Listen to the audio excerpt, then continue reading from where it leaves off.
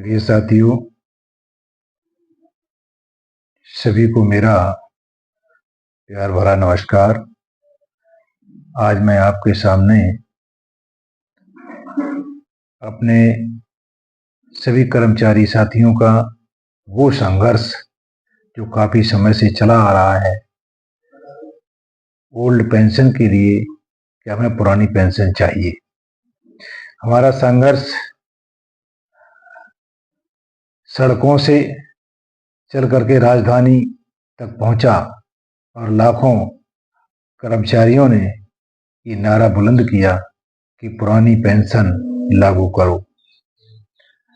संघर्ष होते होते एक दिन वो आया कि सरकार को विवश होकर के उस पर यह सोचना पड़ा कि हमें कर्मचारियों की बात सुननी चाहिए, क्योंकि कर्मचारियों की बात न सुनने के कारण सरकार को झुकना पड़ा। क्यों कि जो पूर्ण बहुमत मिलना चाहिए था वो नहीं मिला। ये कर्मचारियों की ही ताकत थी। तो सरकार ने अपना दिल बड़ा किया और उस पेंशन की जगह पहले एनपीएस की जो बात चल रही थी, इसमें कुछ नहीं था, उसकी जगह यूपीएस ला करके व्यवस्था बनाई। लेकिन सबसे बड़ी बात यह है कि कुछ नहीं था तो कुछ दिया, लेकिन देने के साथ साथ आपने कुछ लिया।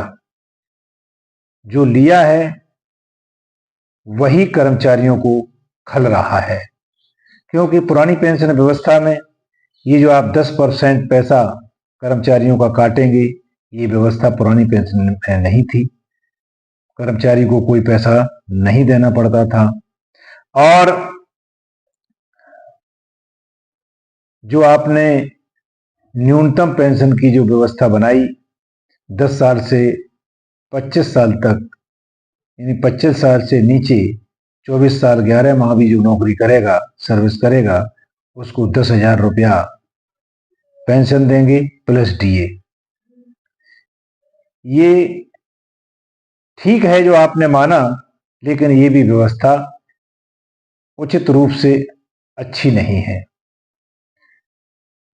क्योंकि जब वो 10% अपनी कटौती देगा और जो उसका पैसा जमा होगा 24 साल 11 माह तक, लेकिन आप उसको पर मंथ 10,000 रुपया देंगे प्लस डीए रहेगा, तो ये कम है। इसीलिए हमारे साथियों में आक्रोश है। और इसके साथ साथ जो पुरानी पेंशन व्यवस्था थी उसमें कोई टैक्स नहीं देना पड़ता था, आपने इसमें टैक्स भी जोड़ दिया कि इस व्यवस्था के अंतर्गत आपको टैक्स देना पड़ेगा। ठीक है, सरकारी व्यवस्था है, आप कर रहे हैं, लेकिन इसको लागू करने में 1 अप्रैल 25 तिथि निश्चित कर दी गई। क्या ये 1 अप्रैल 24 से लागू नहीं हो सकती थी? अभी तो उन्हीं लोगों की व्यवस्था की जानी थी जो 2004 के बाद 2024 के बीच में रिटायर हुए हैं, और उनको पेंशन, न्यूनतम पेंशन की जो गारंटी है वही मिलेगी और वही आपके सामने देनदारी के लिए है।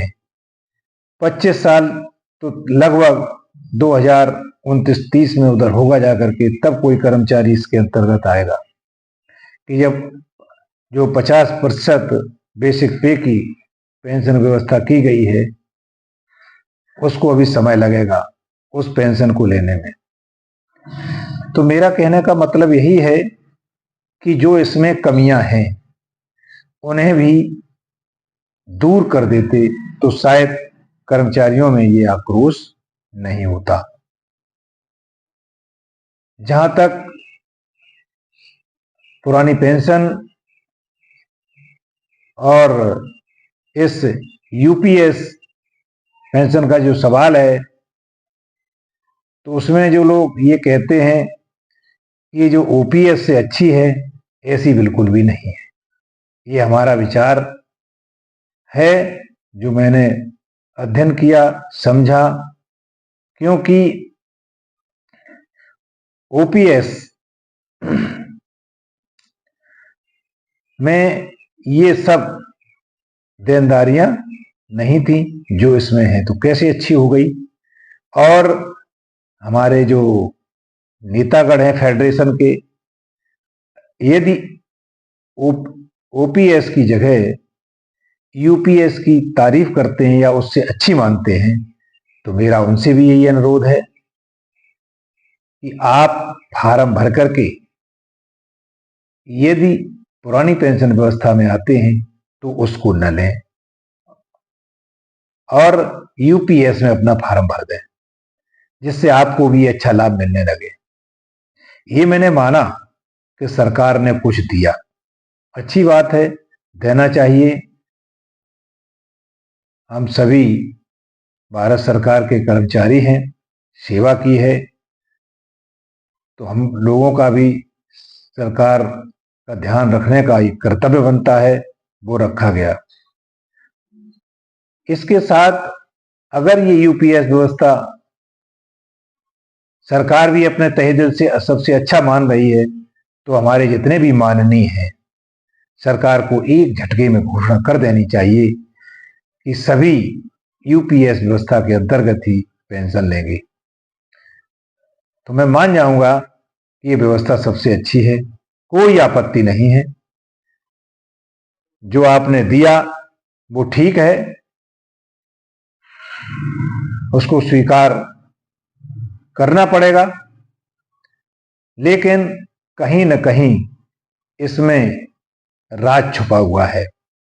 जैसे हमारे तमाम सेना के कर्मचारी हैं जो हमारे भर्ती होते हैं, 20 साल 22 साल में जब सेवानिवृत्त होंगे, तो उनके लिए भी या तो घोषणा कर दी जाए कि उनको पेंशन दी जाएगी,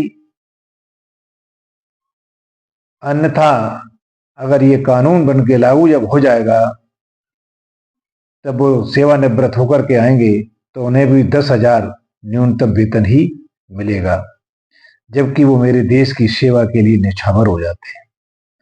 हमारे देश के अंदर तमाम संस्थानों में ऐसे कर्मचारी हैं जो डेली बेसिस पर संविदा पर लग करके जो कार्य करते हैं, और आधी नौकरी बीत जाती है या कुछ समय चला जाता है, उसके बाद विभागी माने जाते हैं। नौकरी तो वो करते हैं 35 साल 30 साल 40 साल तक नौकरी करते हैं, लेकिन वो भी 25 साल की सीमा के अंतर्गत नहीं आ पाएंगे। एक उदाहरण के तौर पर मैं बता रहा हूं कि पोस्ट ऑफिस के हजारों कर्मचारी सेवानिवृत्त हुए हैं 2004 के बाद, जिनकी नियुक्तियां हुई हैं,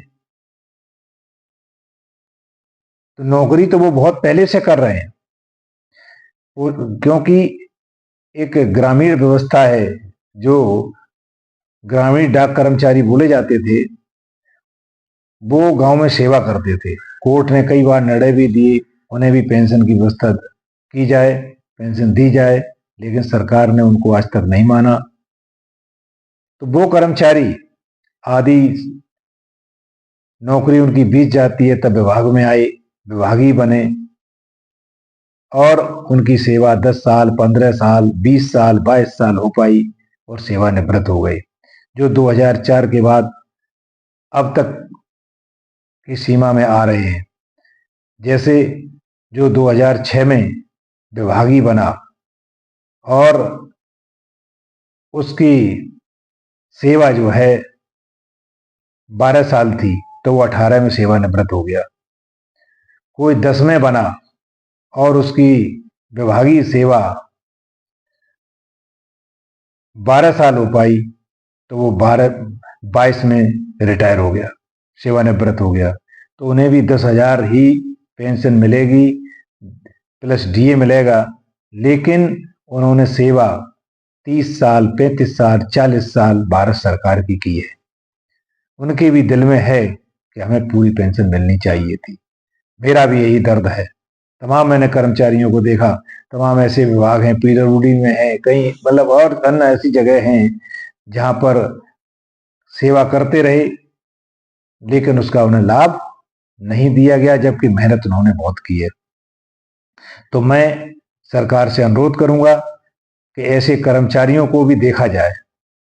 अगर वो ओल्ड पेंशन स्कीम की जगह जो आपकी यूपीएस है उस सेवा के अंतर्गत आ रहे हैं, 25 साल या 30 साल उनकी नौकरी बन रही है, तो उन्हें भी पेंशन दिलवाने की कृपा करें।